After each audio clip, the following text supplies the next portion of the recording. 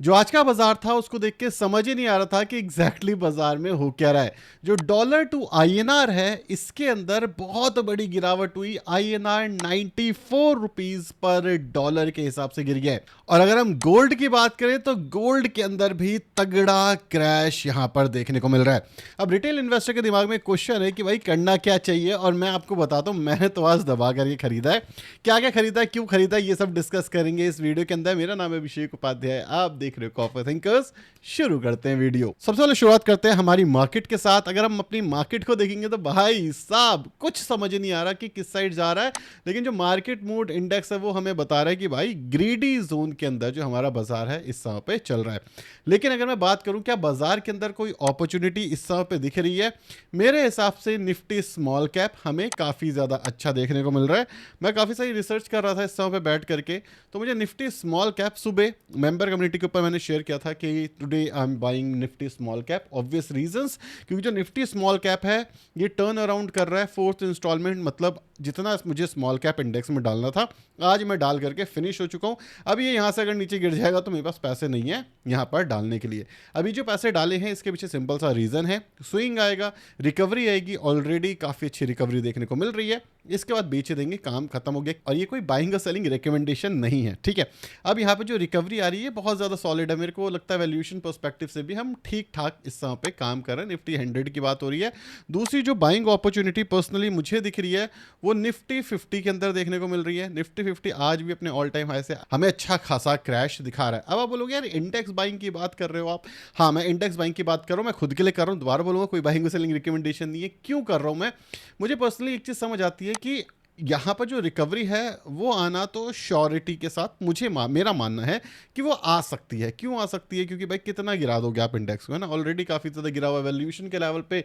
Valuation इसकी इतनी ज़्यादा है नहीं, तो स्विंग के लिए मुझे पर्सनली ये चीज़ अच्छी लग रही है। तीसरा जो एसेट पर्सनली मैंने खरीदा है वो खरीदा है मैंने गोल्ड। क्यों गोल्ड खरीदा है, एक कॉमन पैटर्न अगर आप नोट कर पा रहे हो तो आप नोट कर लेना। जब भी जो गोल्ड होता है वो इस वाले आरएसआई के आसपास आता है, एक रिकवरी आती है। यहां पर देखो इस वाले जोन में ये रहा, उसका एक रिकवरी आई, यहां से यहां तक इस वाले जोन में ये रहा, और यहां से यहां तक रिकवरी आई। अब बेसिकली बाजार में क्या चल रहा है इसको समझो आप, तो आपको थोड़ा सा पिक्चर क्लियर होगा कि क्यों हर जगह गिर रहा है। सबसे इंपॉर्टेंट चीज है कि अगर आप इस समय पे देखोगे तो एक बहुत अलग सी चीज हो रही है कि गोल्ड भी गिर रहा है और जो वॉर है वो भी चल रही है। गोल्ड कैसा एसेट है, गोल्ड है हमारा सेफ हेवन। सेफ हेवन का मतलब होता है कि भाई जब दुनिया के अंदर तबाही होगी तो गोल्ड चलेगा, लेकिन इस समय पर तो दुनिया के अंदर तबाही है, गोल्ड गिर क्यों रहा है। कोरिलेशन अब यहां पर कैसे काम करता है इसको समझो। अगर आप डॉलर को देखोगे तो डॉलर हमारा जो है वो स्ट्रेंथन हो रहा है, वो स्ट्रांग हो रहा है। और अगर आप यहां पर गोल्ड को देखोगे, गोल्ड कौन खरीदता था, गोल्ड वो इंसान खरीदते थे जिनके पास पैसा था, जो ये कह रहे थे कि आगे जाकर के गोल्ड चलेगा। ये सिर्फ स्पेकुलेशन हो रही थी। आप देखो जो वॉल्यूम्स हैं जो मैं आपको पहले दिखाता था, बड़ी बड़ी वॉल्यूम्स है, वॉल्यूम्स गायब हो रही हैं धीरे धीरे करके। सेलिंग की वॉल्यूम्स यहां पर बढ़ रही हैं। क्यों बढ़ रही हैं, अगर गोल्ड जो है हमारा, ठीक है, वो सेफ हेवन है, लेकिन अगर क्रूड ऑयल है वो महंगा हो रहा है, और अगर जो क्रूड ऑयल है वो महंगा हो रहा है मतलब डॉलर की जो डोमिनेंस है वो बरकरार रहेगी और आगे जाएगी, तो गोल्ड गिर जाएगा। और इस लेवल का गोल्ड का करेक्शन आपको सालों से देखने को नहीं मिला है, और ये बहुत नॉर्मल सी चीज है। जब इतनी बड़ी रैली आई है तो करेक्शन दिखेगा। गोल्ड इस समय पे स्टॉक मार्केट की तरह बिहेव कर रहा है।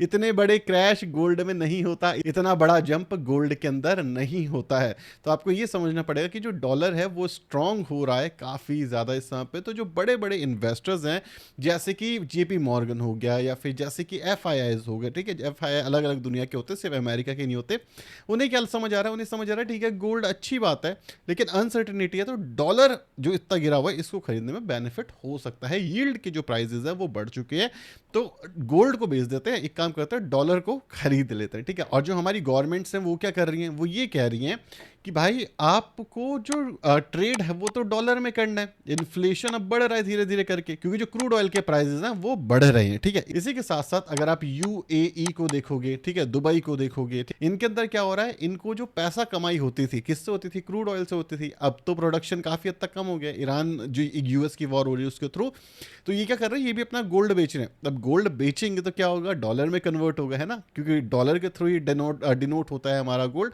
तो क्या हो रहा है, आर्टिफिशियली इसका सेल साइड काफ़ी ज़्यादा स्ट्रांग हो गया। ठीक है, सिर्फ इतनी सी चीज़ हो गई है। क्या मैं ये कह रहा हूँ कि जो गोल्ड है वो बर्बाद हो जाएगा? बिल्कुल भी नहीं हो सकता भाई। आपको अपने पोर्टफोलियो का 5 से 10% रखना चाहिए। क्या मैं ये कह रहा हूँ कि क्रैश नहीं हो सकता? मैं ये भी नहीं कह रहा। मैं कह रहा हूँ क्रैश मान लो भाई, इतनी बड़ी रैली दी है, आप क्रैश मान करके चलो ना। लेकिन गोल्ड को क्यों रखा जाता था? आप गोल्ड को रखते क्यों थे, वो अगर आप भूल गए तो दिक्कत है। गोल्ड इन्फ्लेशन के अगेंस्ट एक हेज है।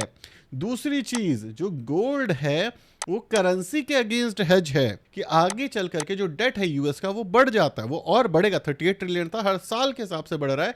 तो गोल्ड इसके अगेंस्ट एक हेज का काम करेगी। कल को जो डॉलर है ये कोलैप्स भी हो जाए तो भी जो गोल्ड है ये सर्वाइव करेगा। ये स्टोरी आज से 5 साल पहले थी, 500 साल पहले थी, और आज भी सेम ही तरीके से एग्जिस्ट करती है। डॉलर अगर स्ट्रांग होगा गोल्ड गिरेगा, डॉलर वीक होगा गोल्ड चढ़ने वाला है। दूसरी चीज, कमोडिटी के अंदर काफी ज्यादा ट्रेडिंग हो रही थी, और आज की डेट के अंदर जो ट्रेडिंग है वो थोड़ी सी सेटल डाउन हुई है। आपको भी पता है बड़े बड़े बैंक्स के ऊपर बड़े बड़े फाइन्स लगे हैं मैनिपुलेट करने के लिए, जो चाहे गोल्ड हो चाहे वो सिल्वर ही क्यों ना हो। तो अगर आप ये सोचो कि पोर्टफोलियो को मतलब डाइवर्सिफाई कर लेना चाहिए, का बिल्कुल करना चाहिए। करेंसी के लेवल पर भी, पोर्टफोलियो के लेवल पर भी। मतलब क्या है, थोड़ा पैसा इक्विटी के अंदर डाल दो, थोड़ा पैसा गोल्ड के अंदर डाल दो 5-10% के आसपास, थोड़ा पैसा उठा करके यूएस मार्केट के अंदर डाल दो, थोड़ा पैसा उठा करके डेट फंड में डाल दो, थोड़ा सा पैसा उठा करके म्यूचुअल फंड में डाल दो, थोड़ा पैसा उठा करके स्टॉक्स में डाल दो। पोर्टफोलियो को डाइवर्सिफाई करो इक्विटी के अंदर और अलग अलग एसेट क्लास के अंदर। अगर आप आज से पहले सिल्वर पे जितना बुलिश थे, मेरे ख्याल से आज भी उतना ही होना चाहिए, क्योंकि जो ईवी हो गया, डेटा सेंटर हो गया, सिल्वर आज भी उतना ही यूज होगा जितना शायद 1 साल पहले यूज हो रहा था जब ये बुल रन में था। तो आप डरोगे तो भाई डर के तो काम ही नहीं चलता। जब आपको मार्केट एक पैटर्न बता रही है कि भाई जब भी बाजार मेरा आता है 30 के आरएसआई के नीचे, जो अभी अगर आप देखोगे जो निफ्टी है वो ओवरसोल्ड जोन के अंदर है, आप देख रहे हो ओवरसोल्ड। जैसे ही 30 को नीचे टच करता है, देखो एक रिकवरी आती है हर बार। और रिकवरी का क्या मतलब है? रिकवरी का मतलब है एक अच्छा मोमेंटम गोल्ड के अंदर आता है। नॉर्मल है, हिस्टोरिकल देखा हुआ है, जब जो बाजार है ये इस वाले जोन में जाता है एक क्रैश आता है। सिंपल है, कोई टाइम करने की बात ही नहीं हो रही, बिल्कुल नहीं हो रही। देखो यहाँ पर आया एक क्रैश आया, क्या ये 1 दिन 2 दिन में होता है? बिल्कुल भी नहीं, ये स्विंग ट्रेडिंग में होता है। अगर आप स्विंग ट्रेड करते हो तो आई होप अभी तक इस चैनल पे इतना सीख लिया होगा। अब बात करते हैं कि क्या शेयर बाजार के अंदर कोई बहुत बड़ी तकलीफ आ गई है? हाँ देखो, शेयर बाजार में तकलीफ है। क्या तकलीफ है? हमारा आईएनआर गिर रहा है। आपको इस साल की स्टार्टिंग में याद होगा मैंने एक चीज़ डिस्कस करी थी कि आईएनआर 100 रुपये पर डॉलर के हिसाब से जा सकता है। अब ये सबसे बड़ा रिस्क है इंडियन मार्केट के अंदर। अगर 100 रुपये पर डॉलर हमारा चला गया, हम ऑयल किस में मंगाएंगे? डॉलर के अंदर मंगाएंगे। हम आगे जाकर के अपने एसेट्स किस में रखेंगे? डॉलर के अंदर रखेंगे। कब तक जो हमारी आरबीआई है वो रुपया को बचा पाएगी? और रुपया को नहीं बचा पा रही है, ये मेजर दिक्कत है। और जब जब रुपया गिरेगा कौन कौन से सेक्टर को दिक्कत आएगी? एक्सपोर्ट ओरिएंटेड सेक्टर बेनिफिट करेंगे इससे, जो इंपोर्ट ओरिएंटेड सेक्टर हैं ये झटका खाएंगे। अभी जो मेटल है, मेटल के अंदर जो ओवरऑल सेक्टर है वो इस समय पे पॉजिटिव है। जो मेन झटका खाने वाले हैं वो है इंपोर्ट ओरिएंटेड सेक्टर। जितने भी सेक्टर इंपोर्ट ओरिएंटेड होंगे उनके बिजनेस के अंदर मार्जिन आपको आने वाले टाइम पे खत्म होता हुआ दिखेगा, क्योंकि जो आईएनआर है वो वीक हो गया है। मतलब इंपोर्ट्स महंगे हो जाएंगे, मतलब या तो प्रोडक्ट के प्राइसेस महंगे कर दो या फिर इंपोर्ट करना बंद कर दो। और ये बहुत बड़ा रिस्क है जो शायद मुझे नहीं पता लोग देख पा रहे हैं या फिर नहीं देख पा रहे हैं। और मैं इसके ऊपर अब डीप एनालिसिस करूँ, क्योंकि मेरा खुद का काफ़ी सारा पैसा इंडिया में लगा हुआ है, अलग अलग इक्विटी के अंदर लगा हुआ है। पोर्टफोलियो को ड्रास्टिकली चेंज करना है, रिस्क मैनेजमेंट करना है, रिस्क को हेज करना है। अगर आप अपने पोर्टफोलियो के साथ ये नहीं करना चाहते, आप सोचो कि यार एसआईपी कर लेते चीज़ें हो जाएंगी। एसआईपी कर लोगे आप 1 करोड़ कमा भी लेते हो end of the day. Let's say आपने एसआईपी करी 10 साल तक, अब 1 करोड़ की जगह ये जो आईएनआर है यही चला गया हमारा 200 रुपये पर डॉलर। भाई एग्जैक्टली तो इन्फ्लेशन को एडजस्ट करोगे आप और करेंसी को डी वैल्यू जो हमारी हो रही है इसको करोगे तो वो एक्चुअली रियल कॉस्ट ही नहीं होगी। एक रिसेंटली रील वायरल हुई थी जिसमें कह रहे थे कि मोदी जी का जो स्टैचू है वो 300 करोड़ का बना है। तो कोई एक लड़का था, वो कह रहा था अरे सबको 100 करोड़ बांट देते तो 1 करोड़ बांट देते तो पूरे देश में पैसा बट जाता। सबसे पहली चीज़ भाई 300 करोड़ का स्टैचू है, 1 करोड़ अगर बांट भी दोगे तो 300 लोगों में निपट जाएगा वो पैसा। हम 140 करोड़ की जनता है तो कैसे बांटोगे? दूसरी चीज़ क्या है कि अगर सबके पास पैसा आ गया तो उस पैसे की कोई कीमत नहीं होगी। और जब ये जो रुपया है ये इतना गिर जाएगा $200 पर बैरल, तो 1 करोड़ रुपए नॉर्मल हो जाएंगे लोगों के लिए। क्यों हो जाएंगे? क्योंकि इन्फ्लेशन बढ़ जाएगा, कंपनी आपके पैसे बढ़ाएगी। अगर पैसे नहीं बढ़ाएगी तो आपके पास परचेजिंग पावर नहीं होगी, ये रुपया और भी ज़्यादा नीचे गिरने वाला है, राइट। तो अगर आप सिर्फ इंडिया के अंदर इन्वेस्ट कर रहे हो, आउटसाइड इंडिया नहीं कर रहे, अलग एसेट में नहीं कर रहे, तो आप अपने मतलब ज़िंदगी के साथ रिस्क लेकर के आ रहे हो, क्योंकि दुनिया बदल रही है। अब बोलोगे यार आउटसाइड इंडिया कैसे इन्वेस्ट करना है, यार वो पूरा अलग कॉन्सेप्ट है, इसके ऊपर अभी मैंने वीडियो इतनी नहीं बनाई है, मोस्ट प्रॉब्ली आने वाले टाइम पे बनाऊंगा। बट मुझे ये चीज़ समझ आ रही है अभी भी। जो अगर मैं अपने पोर्टफोलियो की बात करूँ तो 80% पैसा इंडिया के अंदर है, 20% बाहर गया है। हर साल आप सिर्फ 10 लाख रुपए के आसपास इंडिया से बाहर भेज सकते हो विदाउट TCS, ठीक है।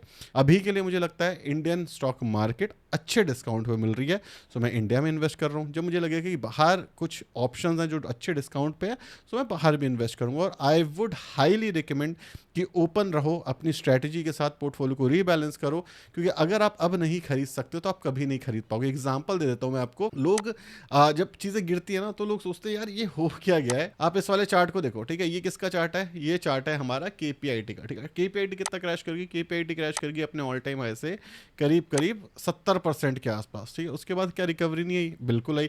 क्या इसके नीचे नहीं जा सकती? बिल्कुल जा सकती है भाई, लेकिन KPIT का बिजनेस बर्बाद हो गया, मर जाएगा नहीं? हाँ, स्ट्रगल से गुजर रहा है, लेकिन अगर स्ट्रगल से नहीं गुजरेगा तो आपको ये सस्ता क्यों मिलेगा? और क्या KPIT में पुराने सेल ऑफ नहीं आए हैं? यहाँ से यहाँ तक देखो, बड़े सेल ऑफ आए हैं। 41% का सेल ऑफ आया काफ़ी लंबे समय तक, ठीक है। लेकिन 41% का जो सेल ऑफ आया था, बड़ा लॉस हुआ था लोगों को, उसके बाद की जो रैली है वो देख लो।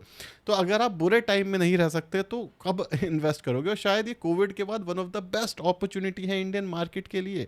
सो आप इंडिया में भी इन्वेस्ट करो, इंडिया के बाहर भी इन्वेस्ट करो, लॉन्ग टर्म इन्वेस्ट करो। शॉर्ट टर्म में रिस्क है, फॉर श्योर रिस्क है। तो मैं तो सिर्फ ये चीज़ कह सकता हूँ, अगर आपको अच्छा एसेट सस्ते प्राइस पे मिले तो उसको छोड़ना नहीं चाहिए, अदरवाइज आप बाद में जाकर के परेशान होगे। और रिटेल इन्वेस्टर अब डर गया तो फिर कभी जीत पाएगा, ठीक है।